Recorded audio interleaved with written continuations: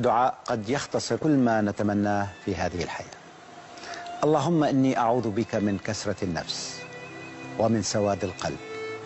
أعوذ بك من يوم لا حياة فيه ومن نوم لا راحة فيه. اللهم إني أعوذ بك من يوم صباحه كمسائه وليله كنهاره. أعوذ بك من الحزن بعد الفرح والانقطاع بعد التعود. اللهم إني أعوذ بك من شر الآخرين وحقدهم وحسدهم وكيدهم ومن ظلم من لا ذنب له.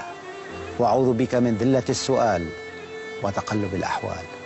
اللهم إني أعوذ بك من وفاة الروح قبل وفاة الجسد.